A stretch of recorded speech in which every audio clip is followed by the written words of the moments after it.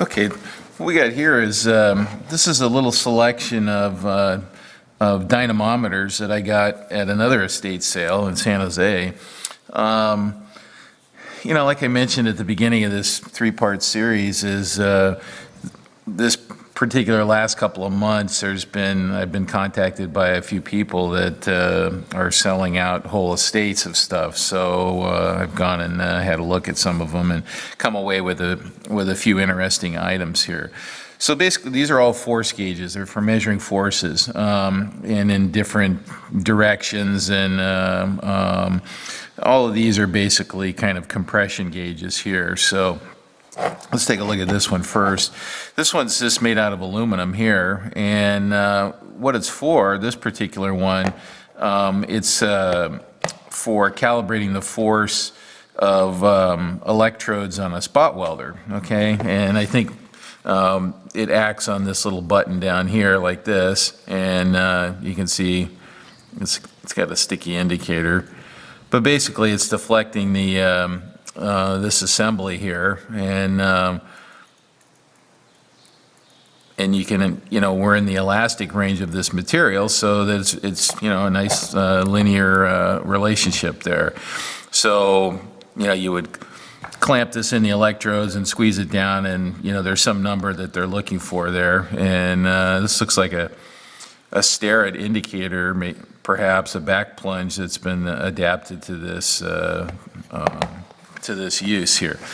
But you know, if you have to make a force gauge, and you guys have seen my ring dynamometer that I made years ago, and if you can calibrate it with some known weight, you can actually do a pretty good job. So once again, that's pretty simple to make if you need a simple force gauge. So that's that one.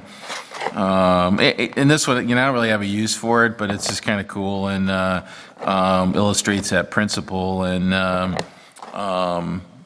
so it looks like it's calibrated in pounds, so I don't know, probably can use it for something. So, and this is a Dillon here. This is a little different here. It's kind of a horseshoe, and once again, this is made out of aluminum here, and this is a little different. And this is a lower force here. This is only goes to 100 pounds. And the line of force is actually not supposed to be where my fingers are. It's where that threaded hole is in that little button. So that's where we're supposed to apply the force. And so these are just machined and then indicator mounted. Once again, this is all pretty simple stuff. And then here's the magical part here is they adjust that angle to get some linearity when they calibrate it. So in fact, this one is, all right, you can see here, when they get it, they put a drop of seal on there to keep people from turning that and then twiddling it and messing with the calibration. And yeah, this is not returning to zero, so it's probably, you know, these things, they sit around, you don't use them very much, and then the indicators get kind of sticky, so, yeah, I don't know. Anyway, I can just adjust the index on this. Don't know if this has been turned, the seal's kind of been busted here. Last calibration was 93, or 92, and, but you can see, once again, how the principle of that idea here, okay? Kind of neat, huh? And, you know, simple Simon, right? X force gauge, yeah. So I got a couple like this, and they're kind of fun if you have to measure some forces. And then this one, this is a little sweetheart here. This is for real light stuff here. In fact, Adam Booth and me were talking about this. He got one of these, you know, in a lot of tools recently. And this is a centinewtons in gram pond. And basically it's a dynamometer, and you hold it like so, and then you apply it against something. Let's say you're testing the trigger pull of a rifle or something like that. You could, although 10 grams might be quite the hair trigger. So what's this one? This goes to 30 centinewtons, which is not much, okay? So this would be like for testing light spring assemblies, things like that. So you build a little precision assembly and you want to, an example might be a test indicator tip, right? Where you're pushing on the ball of the tip, right? And you're just kind of calibrating the force of that indicator. And Long Island Indicator sells these. Actually, they're a dealer for Corex. And this is a really nice little unit. It's got some weight to it. I think it's a brass case with a wrinkle finish on it, and it's a nice little thing. And there's different tip styles, things like that. So, but if you have to measure some really light forces, this is a great, if you're doing instrument work, things like that. This is a great little tool for measuring really light forces.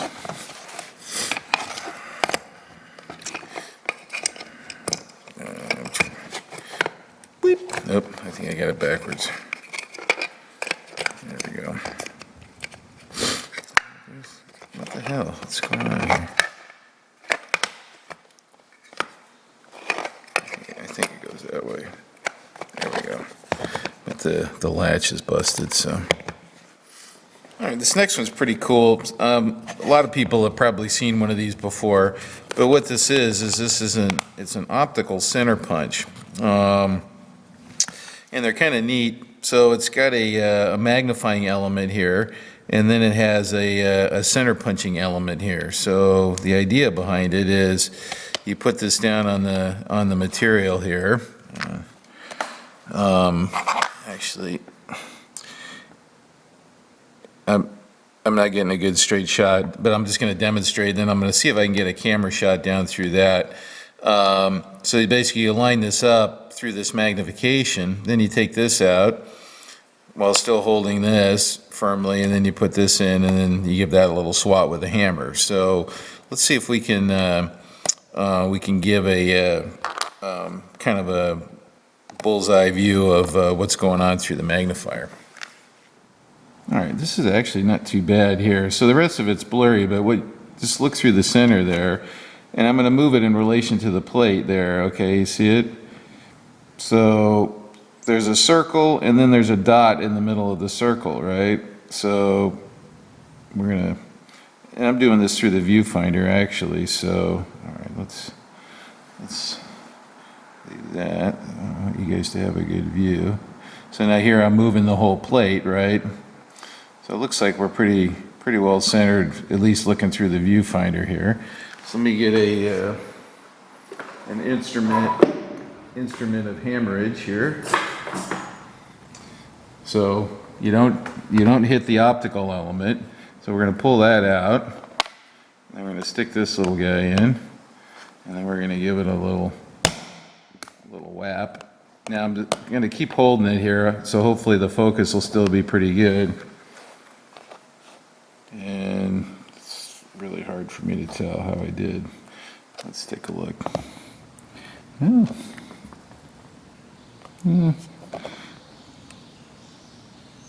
It's not that great, actually. So hard to do through the viewfinder. I would admit. Looks like it's off a little bit. Yeah, that's the first one. There's one I did. Look at that Mongo there. That's with a regular center punch and eyeballing. Okay. Anyway, I think you get the idea. Normally you would be doing this by looking straight through that, not through the viewfinder of a video camera. So anyway, pretty good. You can do pretty good with these, a few thousandths of to scribe lines. And if you do your scribe lines with good tools and things like that, you can do some pretty accurate layout. All right, at least it's a little hard to see. It's off a little bit, but I took a look at the tip on this thing, and this thing's actually seen a fair amount of use. So what really needs to happen here is the tip on the center punch needs to get a regrind, which I know somebody that can probably take care of that for me. That's actually a good little job for the decal, and we spin a new tip on that, and we should be back in business.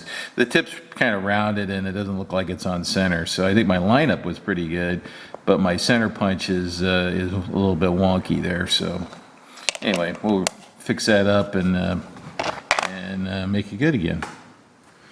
This was the big find for me at the Bob Tiemann estate down in San Jose. What this is you guys know how much of a nut I am about filing, right? Well, this is a die filing machine, which is pretty neat. And I wasn't looking for one, but lo and behold, under a workbench covered in crud was this little baby here. And anyway, when I asked him what he wanted for it, the price was one of those prices that you kind of can't turn down. So anyway, here it is. So for those of you that don't know, back in the olden days before wire EDM, whenever we had internal shapes, things like that, you would machine out as much as you could, and then a lot of it was kind of hand fitted, on little crazy little machines like this. This is a while back. So anyhow, I'll give you a little demo on this thing, and this is a really neat one. This is an all-American tool company, and it's got this wonderful logo on the side that I'll show you guys too. That's going to become an Ox Tools t-shirt that we'll set up a campaign for, because it's just too cool for school. And so let's check this thing out. So it's got a vertical arm. We have files that can go in there. These are the traditional type of die files here that have a round shank on them. You guys may have seen some of these at flea markets. This particular model does not need to have this type, although it can use this type. It can, and we'll go ahead and put one in. You can take a regular, something like a pillar file like this, and just stick one in there like so, and Bob's your uncle, and you're off and running there. Okay. Okay. I know you guys are dying to see this, but there it is. So now this is a little backup wheel here to kind of stiffen up the works there, but we've got a speed control here, so we can speed her up, so it's like kind of like a vertical shaper, and we'll slow it way down, like so. And let's see, I think I got something here I can't believe I don't have anything here handy to file, but we'll get something. I'll give you a close-up of this. So let's get a little closer and we'll file something. All right, so let's adjust this a little bit. Put this down. Put this against the back there. That. Secure that. Let's see, I think I want to do it while it's running. Now that's our little backup bit there. And then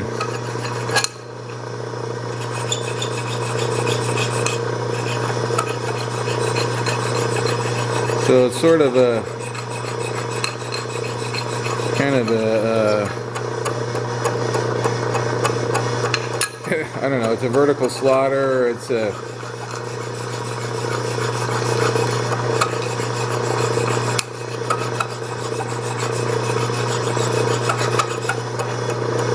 anyway, I think you get the idea. I don't think this file's very good here. What was the other thing I was going to show you?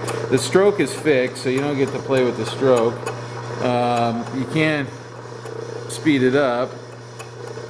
Let's give it the beans here. Let's try that.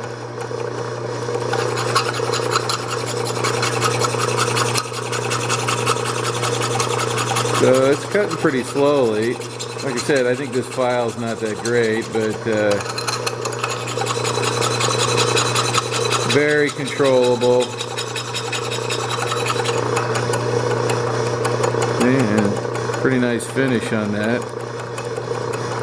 I don't know, for big broad surfaces,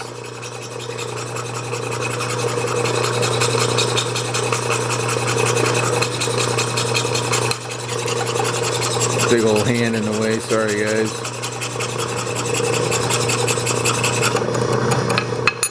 It's doing the stuff there. Anyway, you can see how that works. Let's turn it off here. Now this particular one had options to put a, you could put a what do they call it, a jigsaw blade in there. What do they call those saws? I can't think of like a scroll saw. So you can put a scroll saw blade in something like this, and that's what this little attachment here is for. It's like a scroll saw attachment. So Vintage Machinery has a manual for this particular model on their website. So we can thank Keith Rucker for kind of preserving some of these manuals on these things. Oh yeah, this file's kind of wasted here, I would say, or at least it's wasted in the area that I want to use it in. So, but this guy modified some stuff here to fit in there. That's a big honker there. But basically, you can use any file that you want. So here's a close-up of the regular traditional die filer files, dials. Let's look at that logo because it's pretty boss. So what do you think of that? Is that cool or what? Now, no offense to Native American folks, but this is just a historical label here, and it was a different time in this country. So, Native Americans, no offense, sorry. This is just a really neat piece of Americana here, this particular label. Now, these guys are long since out of business, and you can see they have this, these are the old postal codes here, Fullerton Avenue, Chicago 14, right? So now we have zip codes where that was the old postal code there. So anyway, pretty cool. I got one of my graphic artist buddies working on a t-shirt with this on the back and an ox tool Chinggis on the front, and those will come out pretty soon, and you guys will get a look at them. So you can see why I fell in love with this thing. It's just got a really neat look to it. It probably weighs about 60 or 70 pounds. This cover was one of the first things that I saw, and it's just kind of a pleasing Art Deco-y kind of a shape, and it's kind of neat. And now, one of the other things that this thing can do is it has the ability to change angles here. So this is a little angle gauge here, and this is 90 degrees. That's a half a degree per side, 1 degree per side, and not sure what the V is for. Anyway, all that stuff was intact with this, and let's discombobulate it there, and then we can tilt the table. You can see, and it's just got a really nice little adjustment for tilting the table. Then you can lock it down, and off you go. And like I said, it's just pleasing to the eye. All the bits and pieces, the knobs were there, and just a kind of a cool piece of American history, and something I can use, right? How much, I don't know, but anyway, I certainly want to play with it for a little while before I decide what its ultimate fate is. All right, this cool piece of Americana here, the Starrett Webber gauge, analog / digital temperature gauge. So this is a temperature gauge that you might use in a room that you were doing metrology in. It has multiple thermocouple inputs here. So you got a kind of an ambient, or you might put these on different areas on a surface plate, or something that you were kind of wanted to make sure that the temperature was uniform, okay? And this has an internal calibration, which is kind of neat. So there must be some internal resistance or something that that you can check it against, and we'll go ahead and it's plugged in right now, and I got a couple of thermocouples plugged into it, and these little thermocouples are kind of surface mount little jobs here, okay? So let's calibrate it first. Let's fire it up. So it's got to find its brain here, but just the display on this thing alone is worth the price of admission here, right? I said it a little while ago, so let's see if it, okay, that looks pretty good.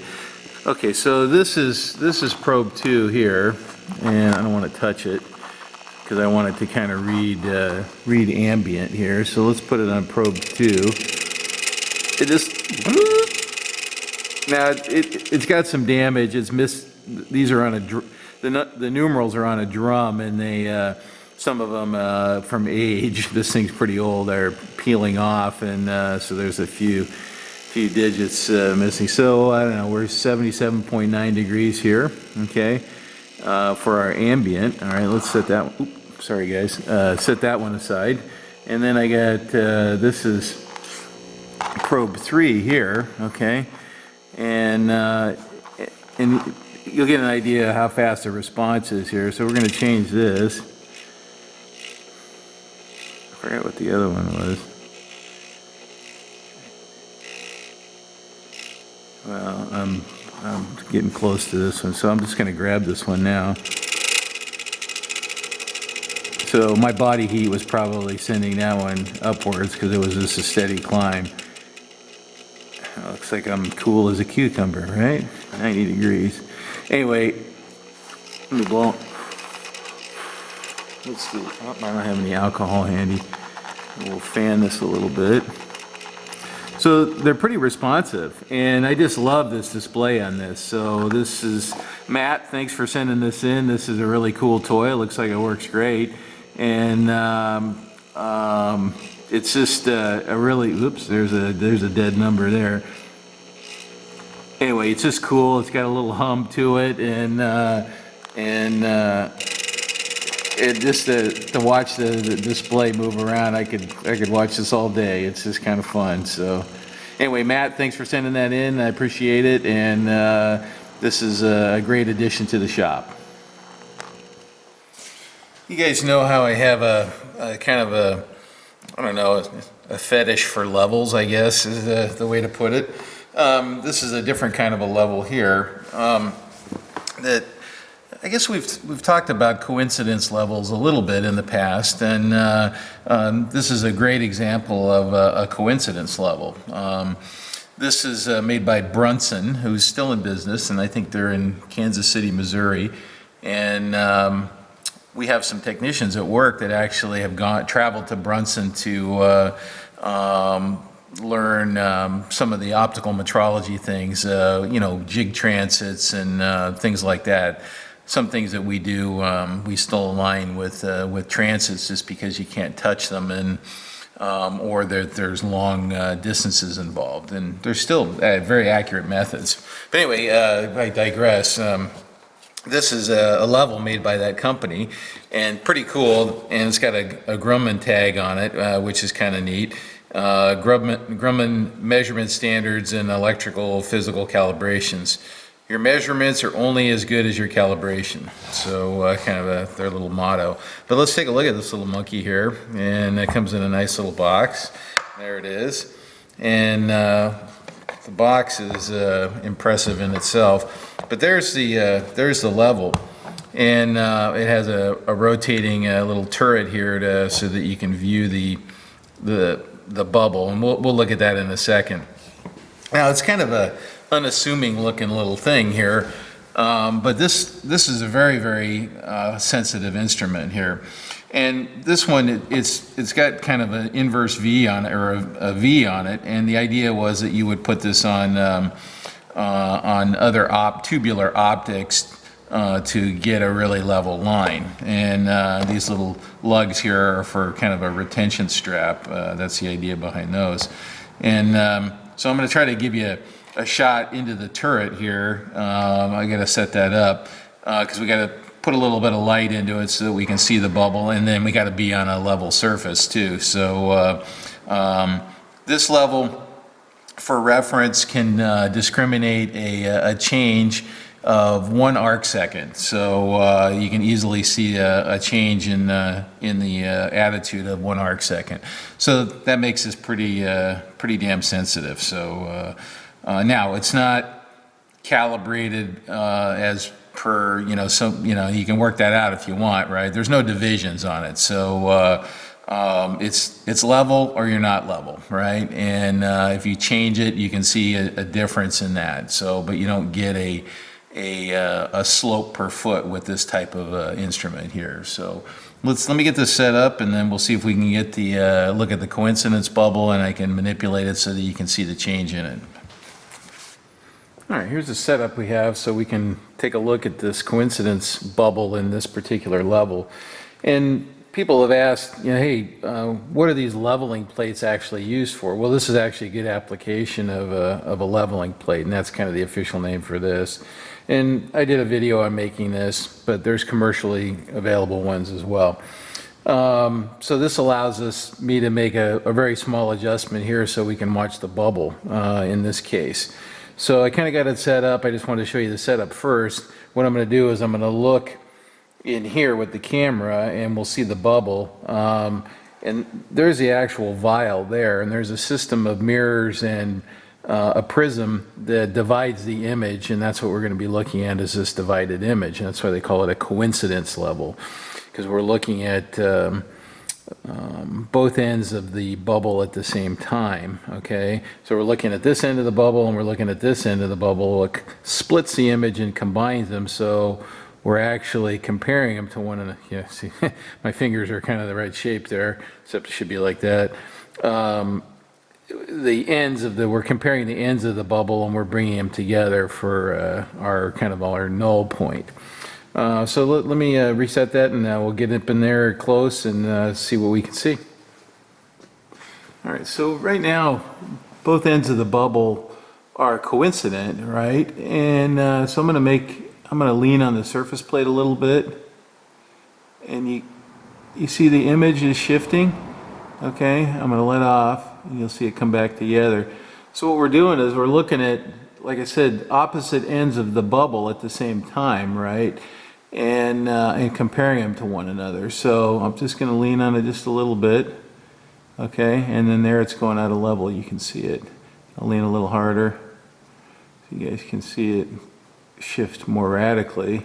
All right, like that. Okay, and I'm going to let off. Now I'm only putting a couple of pounds of pressure on the edge of the surface plate here. But when you see that the arc of those come together, that's when you're spot on. Now, obviously, you have to calibrate the level, and I've done a video on that, so you guys know how to do that, or you can look it up. Anyway, what's interesting is how they split this image, which is really cool. So what we're going to do is we're going to take this thing apart a little bit and get a look at how they actually split that image and make it divide up like that, and make it so that we can see it at the same time. Pretty cool, huh?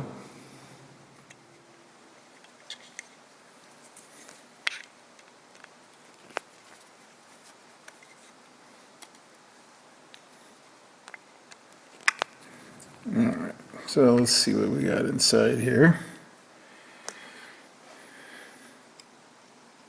Okay, so there you get the kind of the gist of the thing there, right? So here's the vial with the bubble in it, okay, and I'm just lifting this end up.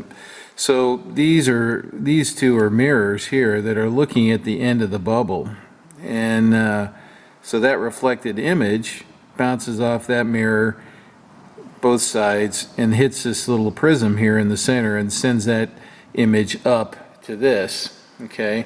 And then this has a slanted mirror in it that displays it out the front. That's why we need a little extra light in here just to help us see in there. There's a little bit of an optical path there, and there's a little bit of losses at each juncture. So the magic's in this vial here, right? So you could take this vial out and put it in anything you wanted and have that kind of sensitivity. Now, one of the things that makes this level sensitive is it is a coincidence level, and you're looking, instead of comparing to a graduation, you're looking at both ends of the bubble, right?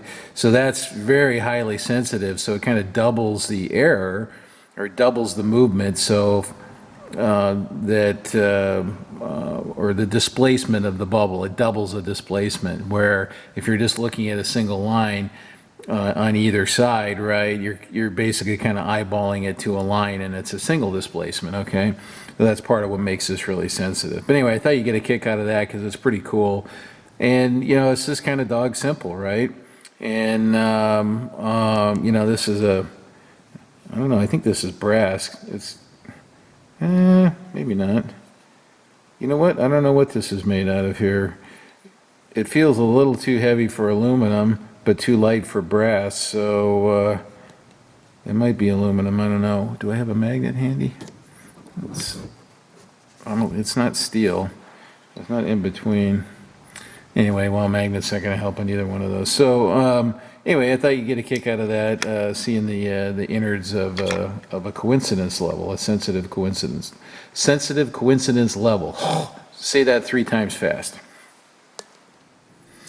This is an antique store find. My wife and I go to Petaluma, California, pretty regularly for a fantastic Mexican food place up there, of all things.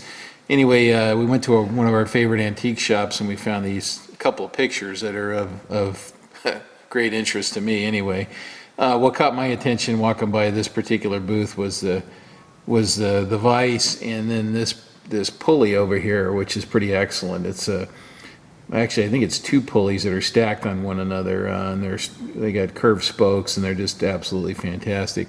And the image is pretty sharp, and it's in reasonable shape. This is obviously a line shaft shop here, and then they got the flat leather belts coming down to the different machines. Wood floor. You know, back in those days, you didn't actually have work clothes. You just had worn out regular clothes. So you see the kind of semi-dress shoes and the waistcoats and things like that. So a lot of guys didn't have proper work clothes. They just wore their kind of worn out Sunday clothes, right? Pretty neat shop, and you know, they got electric lights, it looks like here, okay? And what's neat about this is I have 2 images here, and let me see if I can do this without knocking it over.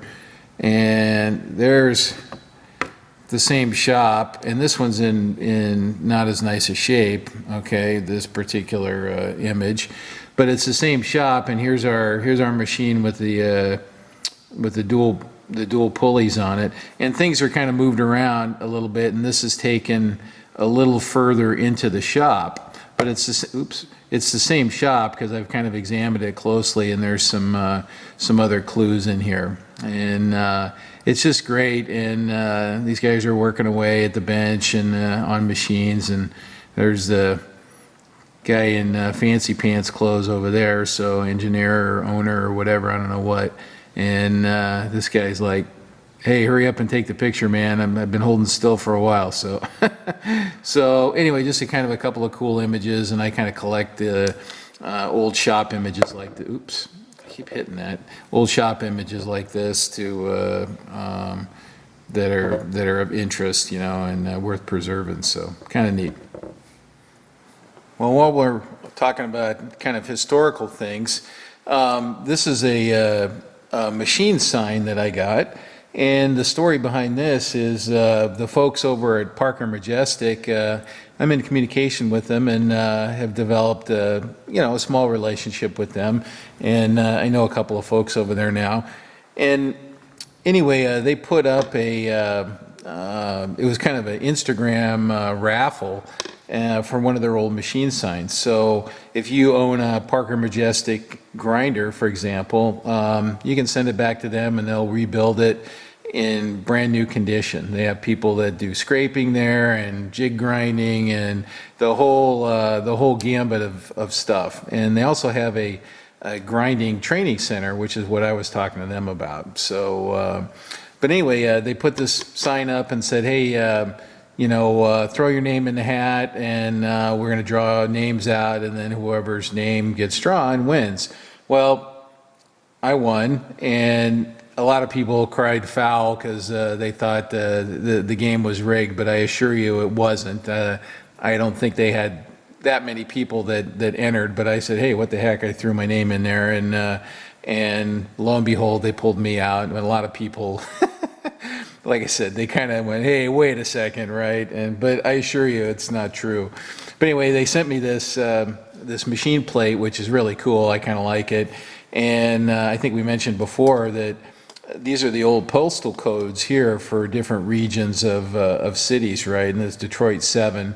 I don't know what area of Detroit Area 7 is, but somebody out there does, I'm sure.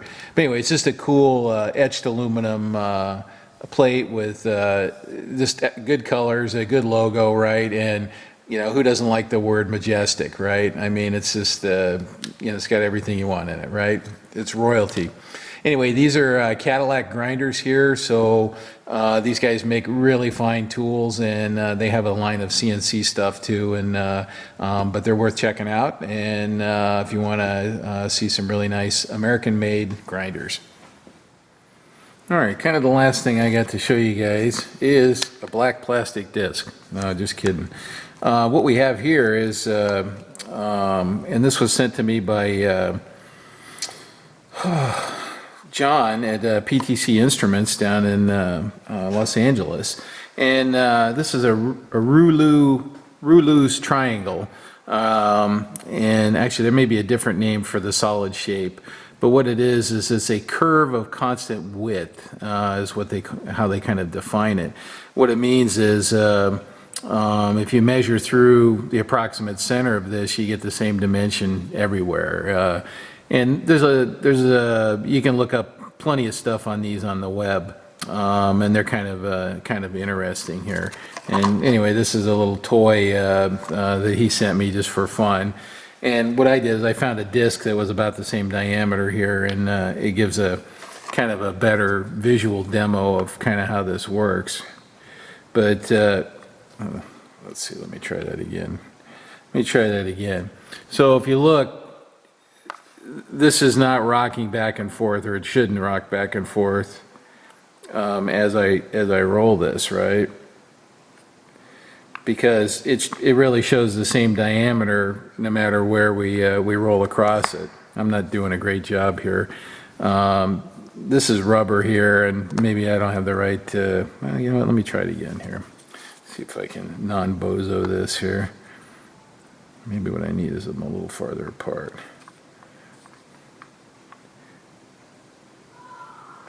There it goes. I think you're getting the idea. Anyway, my disc maybe isn't the right diameter. All right. But the idea is that let's just roll it on that by itself, and then you can kind of, yeah, maybe that's better.